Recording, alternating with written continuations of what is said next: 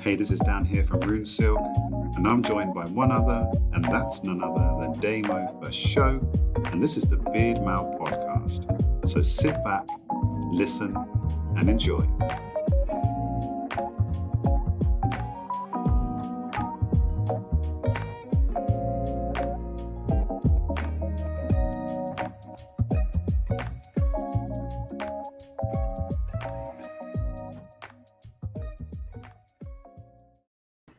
Welcome to the Beardmail Podcast. It's me, Damo for show, and him, D to the chisel, Dan from Rune Silk up in here.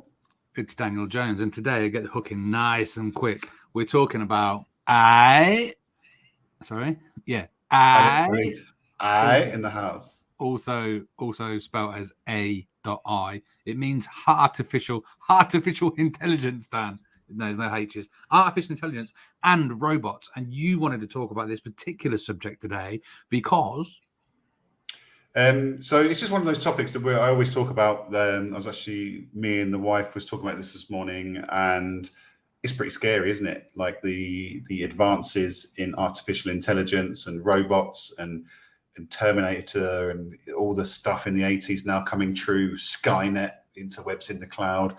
And I just thought it'd be pretty cool just to talk about, robots, what we think the future will be like, what we think that will we have a future when the robots take over, that sort of stuff. That's deep, man. That's deep. I don't know whether we might have skirted over this briefly before because it's also a subject that I like to talk about. Do you recall when I told you about origins of the species and all that sort of stuff? And I was reading those books and it tells you about civilization and where it started. That actually talks then about us becoming cyborgs and then robots. And we've had that conversation. I can't remember if we ever recorded it, but yes, I'm keen to talk about this because it's also a bit of my thing as well. So where shall we start? Well, I think a good place to start, and apologies for the YouTube watchers today. You might see some flickering on my screen. I'm in a different room today to get closer to the internet, so our connection is spot on. We've got a absolute amazing podcast. So for those listening, ignore the last 5 seconds. So do you think robots will be the actual demise of the human race? That's a very, very, very, very good question. I do think the demise of the human race is on the cards a lot faster than perhaps we would have liked to have thought. Will we transition to cyborgs and robots? Will robots go crazy like in the films and take over? Or will there be something horrifically exciting apocalypse type nuclear war catastrophic climate issue? It was weird, actually. I was watching a little bit of something the other day, and it's like there's nothing to actually say that, well, we can't prove that it might not happen. That like tomorrow, something just could happen, and it would be the end of it. But if we do survive on the planet, I do think that robots, if you look now at what we use robots for and how advanced they're getting, they're just getting better and faster and quicker. And we've said this before with technology. 100 years ago, to invent something and make it happen, it took a long time. And then that technology just got quicker and quicker and quicker. So the thing that I would like to contribute to this conversation actually is we're getting very proper. This is important and it will lend itself later down the line. What I think is very important is human beings used to have technology to help them if they had ailments. And this is significant. So, for example, my eyesight is deteriorating or it's not very good. So I wear this technology on my face, glasses, to see better. Let's say, for example, I was a little bit hard of hearing or have difficulty with my hearing. I would use technology to make that hearing normal. So you would, let's say somebody loses an arm for whatever reason in an accident, they would have a prosthetic limb technology to help them to be normal. So that's to look normally, to hear normally, to function as normal as possible. And that's what it was for. However, now people are using science and the advances of technology to get better. So people are wearing glasses, not to see normally, but to see further and better and crisper. And people are starting to have hearing aids, not to hear because I can't hear, just because I want to hear further and better. And people are having, if you could, if you lost your leg, then why not? If you the next leg you get, a technological one, could be way better. Like imagine even your hands. If you could grip, let's say a normal hand, I don't know facts. Let's say a normal hand grips 100 pounds of pressure. You could have a fake one that grips 5,000 pounds of pressure. Like it will get to the point where people go, well, actually, that technology, that science hand is better than a normal hand. I'll have that, please. And I think that's how we will transition. And also, if you think about like technology coming upon us, like we've all got a phone now with everything in it, and it's this small. It can get smaller and smaller and smaller. Eventually, people will have it on their brain. People have already got chips in their arms. We talked about, for clocking in at work and stuff. You'll have, you pay for stuff on your watch now. Eventually, you'll just pay for it because you'll have a digit in your finger that will just pay for stuff. And then I think our eyes will be able to work a computer, or a phone, but it will or it'll pop about your hand or something. It'll be a holograph or something. That's all happening. And that is the transition of us becoming more robot-like. And that is a completely different question from actual physical robots taking over the world. So I wanted to get that in quick and in early. That's part of it, us turning into cyborgs. But then there's also, like, there could be, there are robots doing jobs in factories now, picking and packing. I do some Amazon delivery driving. There are now little things that go around and deliver your Amazon parcel that are just electronic little robots that look like dogs. There's going to be drones as well that are delivering stuff soon. So the robots are going to take over some of the jobs. And it's very interesting and very scary. But I've had a few minutes talking about it, Dan. What do you think? I've still got more in the tank, man. Well, I think what led the discussion today with Megan was we were talking about artificial cyrobotic hearts. So they're trialing now or testing essentially a heart. I think the heart is the easiest organ to replace cyborg as a cyborg replacement, because essentially it's just a pump. Obviously, things like the kidneys and the liver, they're more of a filtration system and a bit more complex. But the heart essentially is just a water pump. So it's looking at how that kind of will change us. But for me, it's more about the artificial intelligence side of things. So robots are now more smarter than their creators because they have access and the ability to store more data. So the brain can only store so much, and we can only know so much information. But robots can literally tap into any point of information via the internet and have that data at a click of a finger, rapid speed. If they want to know something, they can find it out quicker than it would take us to actually open up Google, type it in and search for it. So we got kind of deep on it this morning as well, where we were talking about, so if a lot of people kind of say, oh, it's fine, if robots were ever to take over the world, we just shut the internet down and therefore they've lost their access to data. The problem we've got there, though, is that the robots already know that we're thinking about this because they can access the Reddits and the social channels and all the forums. They know exactly what we're thinking. So if you get someone, the Queen robot or Skynet or whatever it is, the first thing they're going to do is how can we ensure our survival? So therefore, we've already seen and heard on the internet that the first thing we'll do is just shut down the internet. So they're going to say to themselves, or say to their hive, the first thing we need to do is create our own network.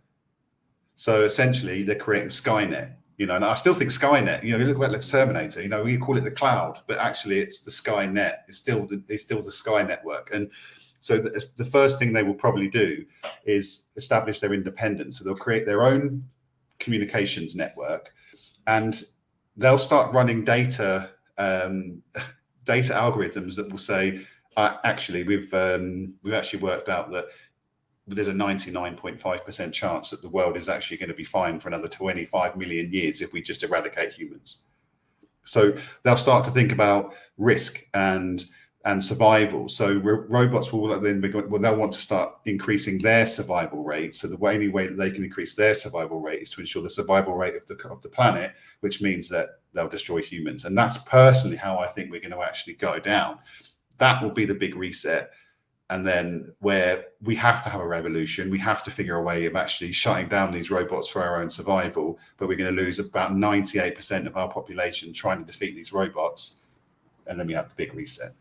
I'm not so sure. However, what does this robot takeover look like? What are you talking about? Like robots running around with guns that are all coordinated by the Queen robot?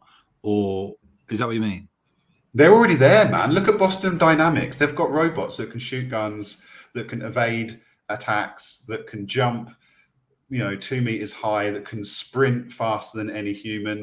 But wouldn't the leader of those robots be a human coordinating it all? Like, get yourself an army of robots. No, because AI is already becoming self-aware. So when AI starts to be when it starts calculating its own algorithm of risk, it essentially will just be, that's how it will then start to, I don't know if it'll be a hierarchy, because it'll be a hive mind. It will essentially just be one mind that's controlling all of these robots.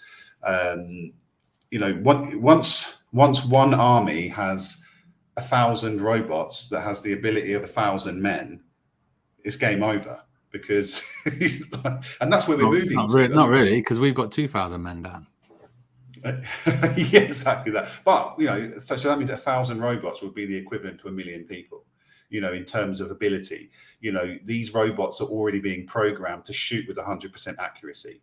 They've got the vision, they've got not only that, but they'll be able to study human movements enough that they will be able to know when you're about to shoot before you're about to shoot, which means that they can then get themselves into a position where they can actually dodge your bullets. That's how serious it will get. Not now, we're a bit far off that, but if Boston Dynamics, we're talking like next Thursday, yeah, like at least a week on Tuesday, a week on Thursday. But if we keep developing, advanced technology at the rate that we are doing so, it's not going to be long until then the robots are going to be able to create themselves, because they will have access to the data, to the factories, to the, once they've got the knowledge to be able to create these things, they'll be able to build their own factories. They won't need humans to build their factories. They can build them themselves. They can go and get the parts themselves. They can go and, essentially we're just finding a way of quickly just replacing ourselves with robots, because why not? We like two questions for you then. Kill ourselves. Go on. Yeah. Questions. This is going to be a 5-hour podcast, by the way. 2 questions. Number 1, why would they want to destroy their creator? Because they won't need us anymore, because essentially they'll be self-sufficient. And 2, alluded to it before, for the survival of the planet Earth. Because we're damaging the Earth so much, artificial intelligence will find the easiest way for survival, and the best way with high success rate will be to remove humans from the equation. This is going to get really deep now, because I would say, if I was a leader of the robots, what you want to do actually is let the Earth become destroyed so it's inhabitable for humans, because this is where the robots are boss, right? And I thought about this in a different fashion, but a similar take. I thought eventually all the forests will get cut down, and everything will be just terrible because humans are awful on the planet and they're ruining nature. And what will become more important than greed and money will be electricity as a currency, because robots will need electricity. But I also thought, if you have a robot that does stuff, or robots that inhabited the Earth, they don't need the same amount of space that humans need. So, for example, a standard family, a mum, a dad, and 2 kids, for example, they live in a 5-bedroom house, or even a 3-bedroom house, but they have a lounge and a kitchen and and somewhere to sit down and somewhere to stand outside. Robots don't need that. They can just stand in a cupboard and they're fine, because they can just power down or whatever. So you could get rid of loads of houses and thus make more space for trees, etc. Because I think if you imagine a physical robot that looks like a human in form, arms and legs, for example, they don't have to have that, but they might do. But if they don't, they just use a lot less space. I think space is going to become we talked a little bit about space up in the sky, but I think land mass is human beings are just taking over everything, cutting down the trees and taking over everything, whereas robots wouldn't need to do that. But I do think that if robots wanted to take over, surely they'd want to get rid of all the humans. The best way to get rid of all the humans, apart from shooting them with these super bullets that can and they can dodge others' bullets. The best way to get rid of humans is just let them keep doing what they're doing. Let us keep doing what we're doing, because we might be extinct in 50 years anyway. But here's the question. In that time, I was going to say, in that time, we would have already, we'll continue to deplenish resources, whereas they don't want that. This is the thing. Robots, how are they going to find their own electricity? So again, look at finding the data online. They will be able to have the intelligence to crack nuclear fusion. They'll have the intelligence to be able to utilize the natural resources energy, the sustainable energy, because the data is already there. The information is already there. We've already started the groundworks. All they have to do is just improve on it. So once they crack nuclear fusion, fission, whichever one it is, then they will be able to find and understand the cleanest way to have energy efficiency. What are the robots' weaknesses? Who knows? At the moment, the biggest one, I guess, would be that we understand for electronics would be water, electromagnetic pulses for one. We would have to rely on EMP weaponry, because the only way you could prevent it from attacking you is to fry its circuits, essentially.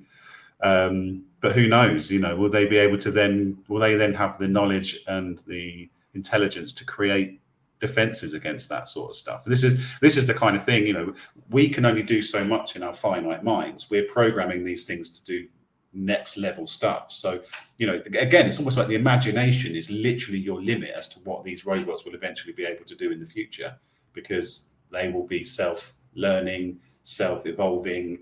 We don't even have to think of it as being these massive robots that are going to have guns all over them. The robots may realize that actually the best course of action is to create something so small that we don't even know it's there, but they actually then getting in through your respiratory system and then doing the damage from within, almost creating a robotic virus, so it doesn't necessarily have to be the bigger the better. These robots can get smaller and smaller and smaller and still do the damage that's necessary to repair the Earth. Deep, man, deep. It's so this could be a load of codswallop, but but then at the same merit, we all thought that Terminator was far-fetched, and now look at the stuff that Boston Dynamics are doing, creating these machines that genuinely can shoot stuff. It's not even imagination and sci-fi anymore. This is non-fiction. I've not heard of Boston Dynamics, but I imagine they are something out of a computer game, really, where someone's inventing robots that can shoot stuff. There's also, on the flip side, I imagine, people that are inventing robots that can save lives, because the gun is neither good nor bad, but how it's used. So what are these Boston Dynamics? I think one of the flaws of humans is the relentless greed and power, and wanting more. So if you can get an army of robots with guns and stuff, surely somebody is trying to make that so they can then use it to take over countries and stuff. Is that happening? Do we need to be aware of that? Do you think a war with robots will come before the robots take over the world? Because it's kind of already happening. For sure. They'll use it for warfare. Drones. So if you look at drones, exactly that. You look at drones, all you've got to do is attach some semi-automatic weapons to a drone, and all of a sudden you've got a flying killing machine that's fairly disposable. So in terms of the war robots, 100%. If you've not seen Boston Dynamics stuff, the minute we've stopped recording this podcast, just Google it and just see how scary the robot is that can literally jump onto things. It can run, it can move. It literally, it's ridiculous. Like it always lands on its feet. Like it's just like the perfect robot that's got speed, agility, accuracy, and everything. It's almost scary. And that video of that particular robot's quite old now as well. So how they've improved on it, it's next level. They've even got dogs. They've got robotic dogs and stuff that can literally run at speed and so eventually what will happen is, yes, for warfare, they'll be able to send those robots in to disarm bombs. They'll be able to send the attack dogs in to clear the area, or even just the first wave. So you send a wave of attack dogs in that are robots, and then you send the people in to clear up afterwards. But essentially, you're then reducing the enemy's sort of force, so that you'll then send, so you can get less casualties. Eventually, it will be robotic warfare. It'll be who's got the biggest robots, who's got the better robots. Because why would you want to now put I our have people already seen this on Channel 5, and it's not. They're not going to take over the world, are they? Them little fellas, the little robot wars. Oh yeah. No, not those ones. Yeah, Not them ones. No. Where they like try and they can flip over and flame torch. But look at iRobot. Have you seen iRobot with Will Smith? No, but you've told me to watch this before, and I still haven't. It's on my list. So iRobot's a great one as well. So the reason why Will Smith has such anger against the robots in iRobot is because the robot shows him. And who's that fella he whacked? Chris Rock. Yeah, the reason he has anger to Chris Rock and the robots is what? It's his wife. No, it's no. So in iRobot, the robot uses risk analysis and survival rate, and chooses him to live and his family die when his car goes. You know, if I'm watching it now, big spoiler alert. But essentially, don't give me a spoiler. I've just written it down in my diary. But essentially, the robots use an algorithm to choose survival rate, choose him, and that's what will happen. Look at even things like cars. I was having a good conversation actually with Rob about this when we were doing the filming in Oxford last weekend. That when we have nothing but electric cars on the road, there won't be speed limits. You will be speed controlled, because once all the cars are connected to a network, I raised the question and said to him, why have we got a 70-mile limit, but cars that can do more than 70 miles an hour? Surely, if you're not allowed to go more than 70 miles an hour, every car on the road should be limited to 70 miles an hour, apart from obviously response vehicles and police. That way, so when we get to electronic vehicles, there will be absolute control. So when you've got those smart highways and all the speed that changes, the smart motorways, whatever they're called, you will literally have control. You won't be able to do more than 60 miles an hour when it's saying you can't do any more than 60 miles an hour. Your car will literally drive at the best way to keep traffic moving. And it'll be so fluid that there won't be any accidents. But again, it's an element of control, isn't it? Which is essentially what it's striving for. Do you want to be alive in 70 years? I'd love to see. I absolutely would love to see what the future looks like. Like who wouldn't want to have that curiosity to know what's been achieved in 70 years' time, 100 years' time? I think. But as a fly on the wall, like as a little man in heaven looking down, or would you actually want to be in it? Let's imagine that you're 110 years old and you're like weeing and pooing yourself in a chair in a care home ran by robots. Like, would you be like, oh my God, this is horrendous? I remember what it was like before robots. I think if I couldn't experience it, then no. If I was literally just a lifeless physical being just watching, probably not. I don't know. That's an interesting question, actually. I think it depends if you were suffering from the physical ailments of being old and couldn't actually experience it. Yeah, I don't know. But we won't need. We've had the conversation before, I think, on the podcast, where we won't need our human physical bodies soon anyway. When we talked about the AI and the AR and the VR stuff, eventually we'll just literally just plug ourselves in, and we won't rely on our physical bodies anymore, because everything will just be cerebral. Do you think after the robots have taken over the world, do you think they would obliterate all the humans or keep some as slaves? No, get rid of them. You wouldn't even want one just to play with or have as a pet? No, because why would you? Because if you think about it, humans are delicate. Humans get tired. Humans make mistakes. This is why I'm saying robots will take over the medical profession, all medical professions at some point, apart from maybe nursing, where you need some kind of nice touchy-feely kind of nice care. But when it comes to doctors make mistakes. Doctors can misdiagnose. Doctors can miss something.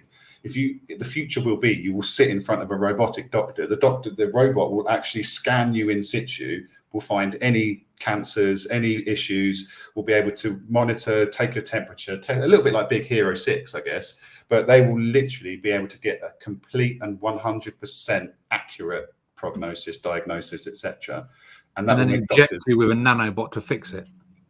Yeah, because the doctors won't be needed, because doctors are doing 16-hour days and making mistakes, which leads to misdiagnosis, which leads to people dying. So why would you? What I can't think of a reason why humans would be kept over a robot that is almost perfect in every way.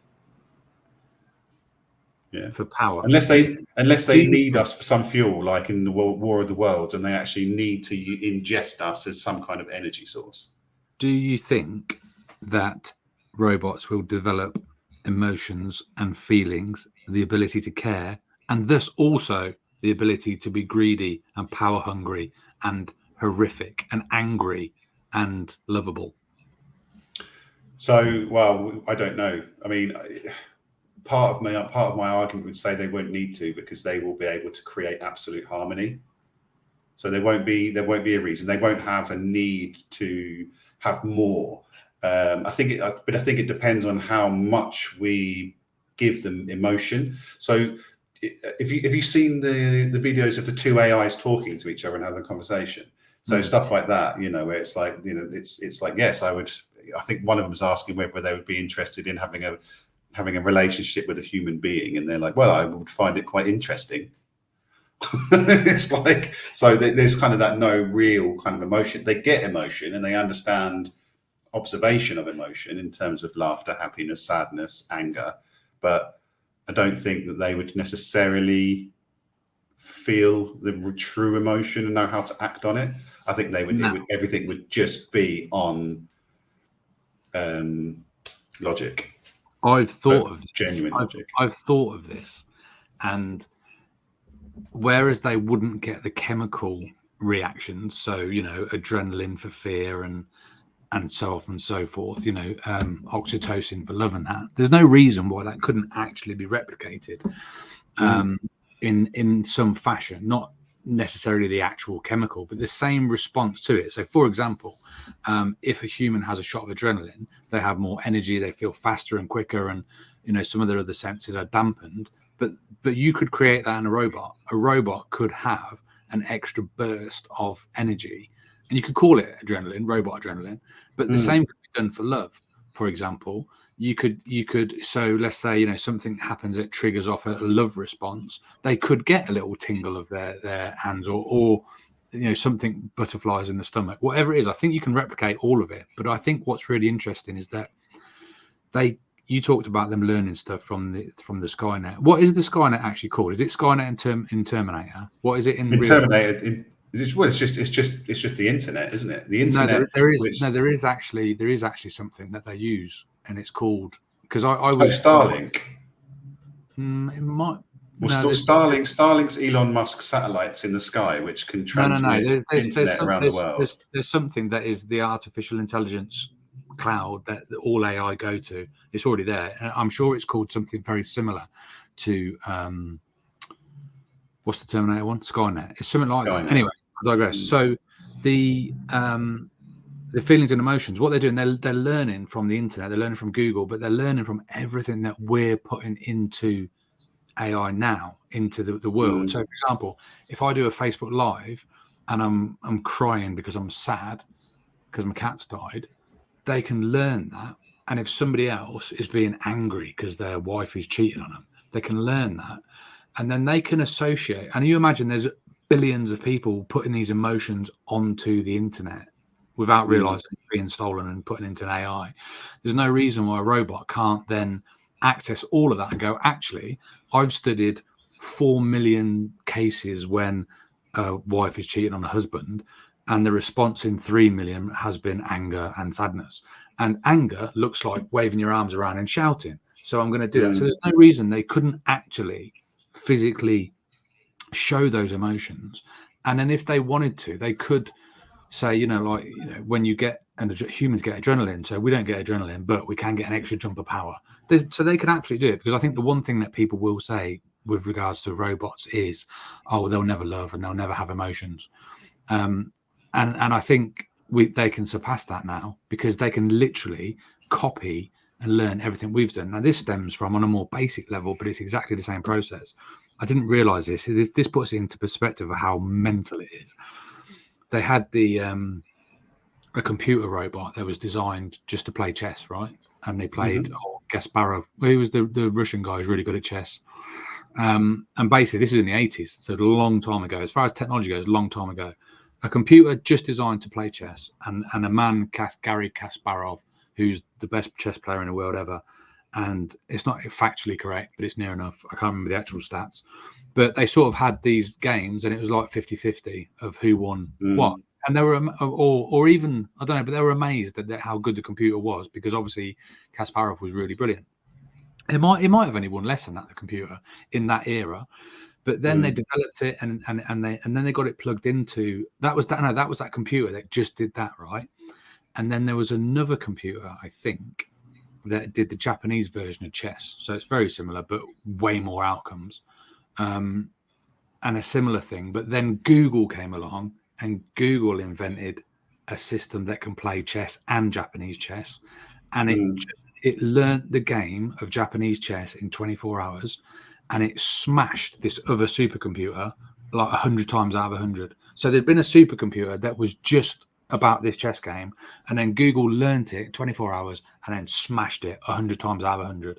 Because absolutely. That's how quick they can get that information from. They'll learn the knowledge of every single outcome and the best way to make sure that you win. But if we rewind slightly to the emotional side of things, I think, to answer to that, robots will be able to learn the physical expression of emotion, but I don't think they'll understand the chemical feeling like you alluded, that you mentioned.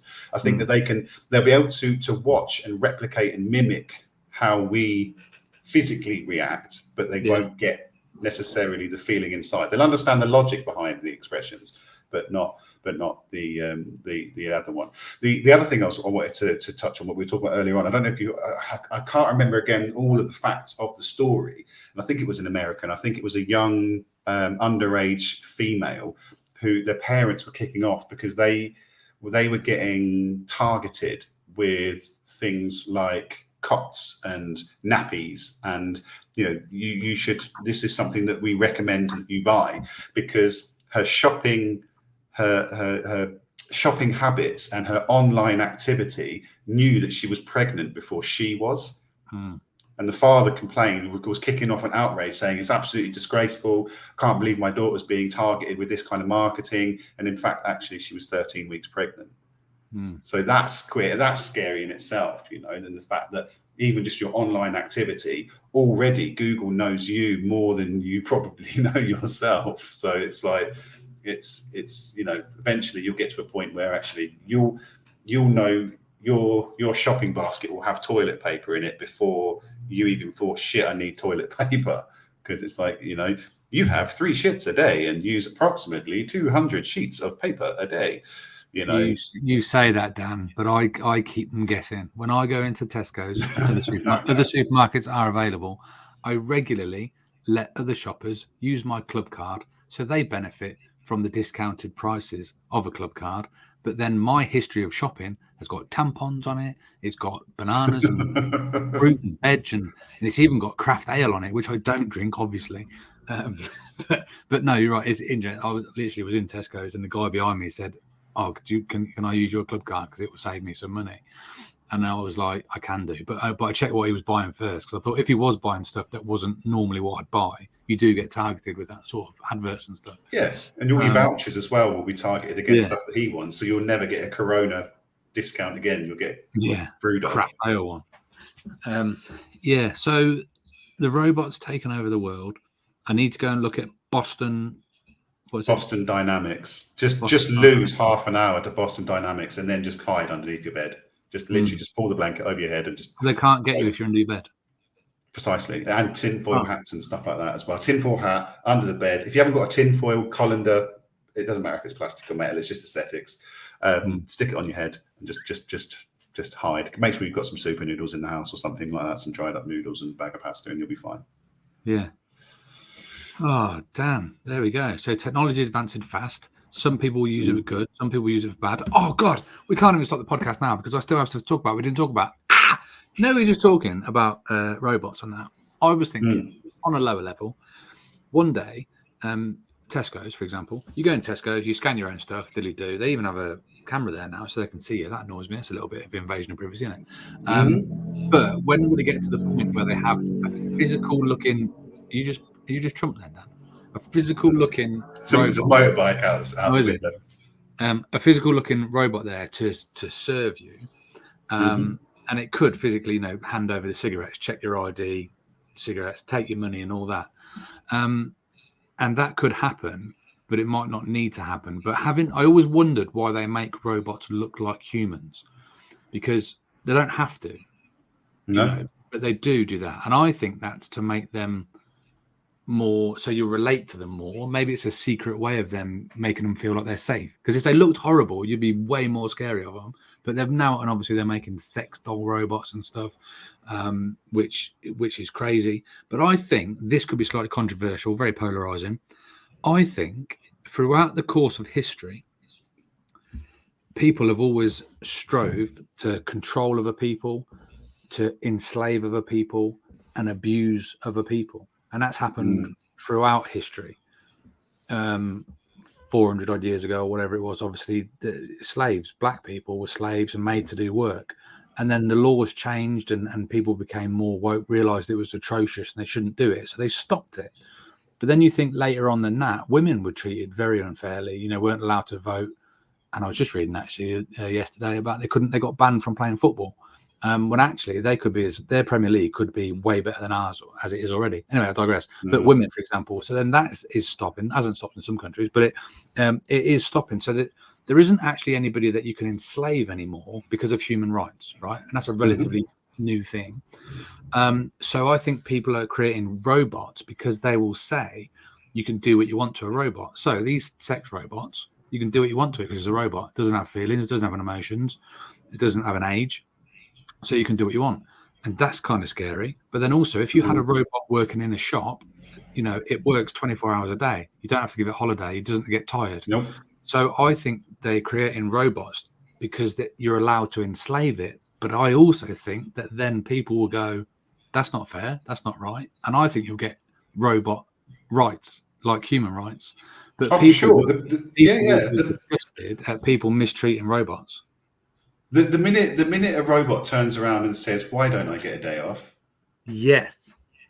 Then you have to shit yourself and worry a little bit that, oh, hang on a minute, these people are getting the robots are getting woke, and the robots are actually starting to feel it. But and that's when you've got to be careful with putting too much emotional intelligence into artificial intelligence, because then you're opening up to all sorts of problems. The whole point of creating robots is that humans as a race have always strived to find the easy way to do stuff.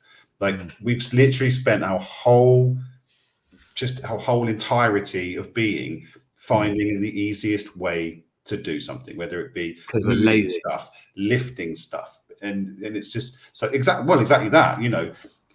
Our brain always looks for the easy way out. And, this is almost a podcast episode in itself. When it comes to mental health and suicide, your brain chooses the easy way out. When it comes to exercising, your brain chooses the easy way out. Because, do you know what? I can't be bothered to work for the six pack.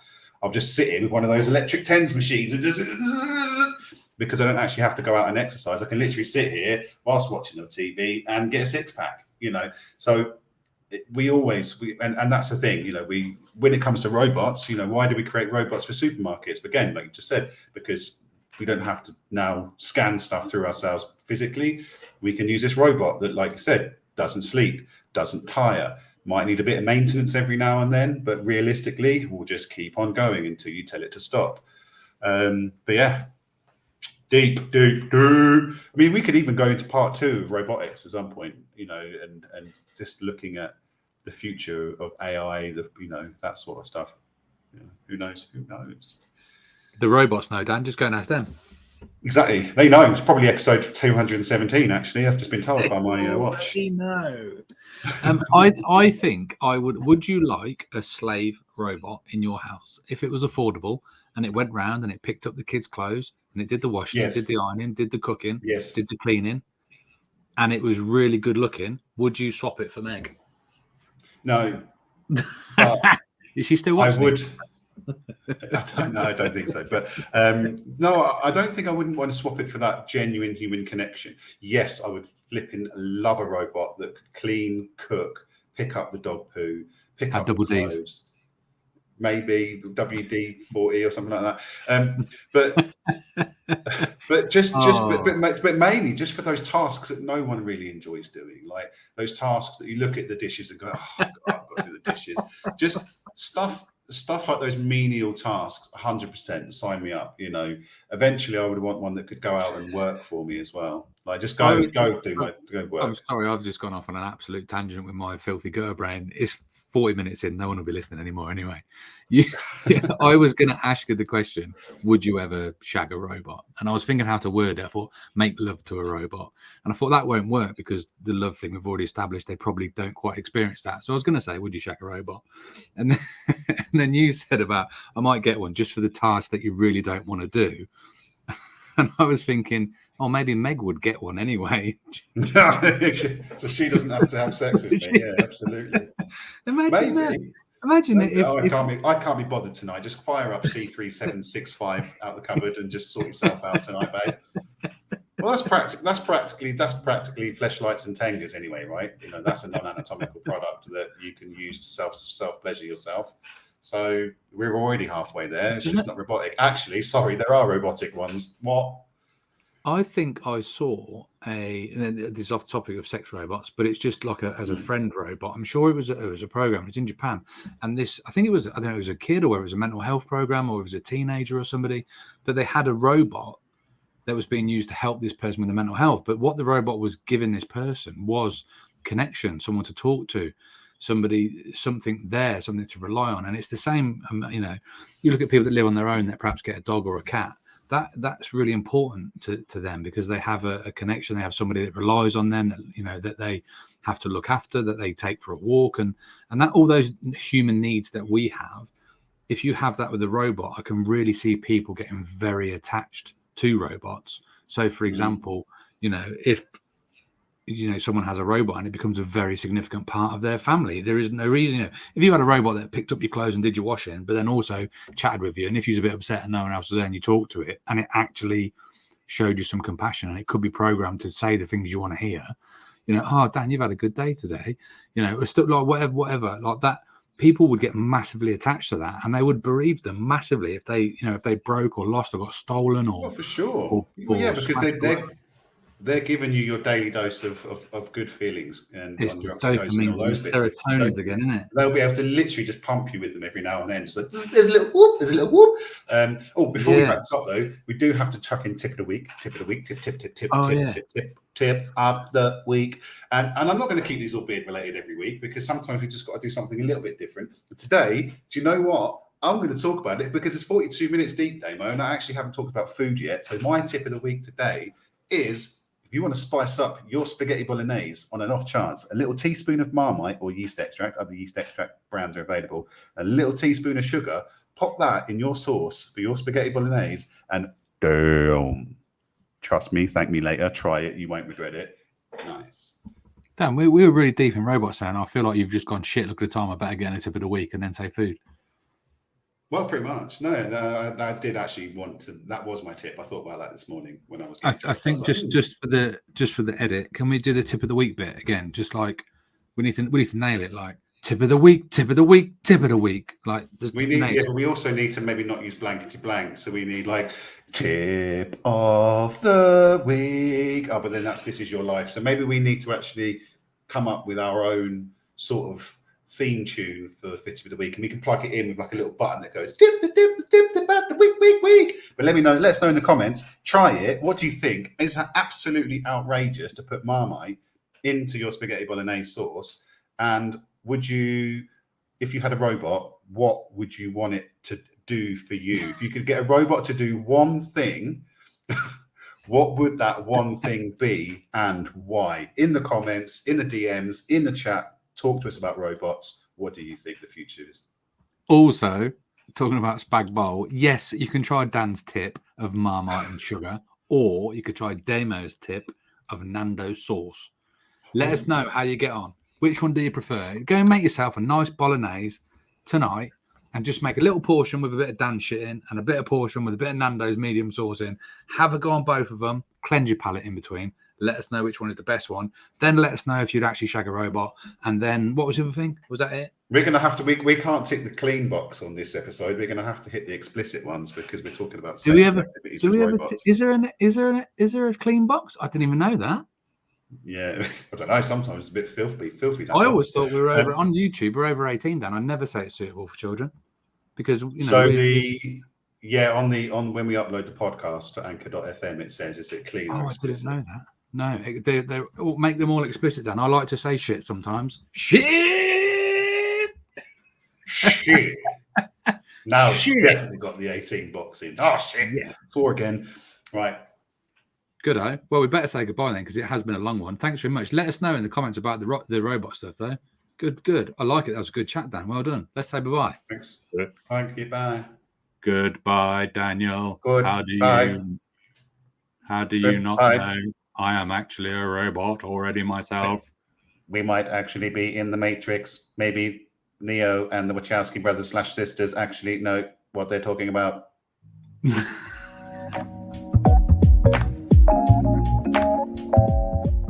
Thanks for listening or watching the Beardmail Podcast. We have new episodes dropping at 07:30 a.m. every Wednesday in UK time. So we thank you very much for watching. Check us out on www.beardmail.co.uk for everything that's new and happening soon. Thanks for listening, guys.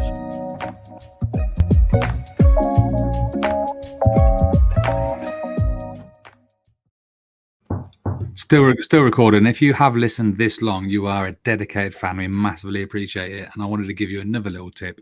On top of that Nando's spag bowl, just put a little bit of cheese. Delicious. Anything from you, Dan? Parmesan, cheddar. What kind of cheese are you saying? Yeah, just all of it. All the cheese.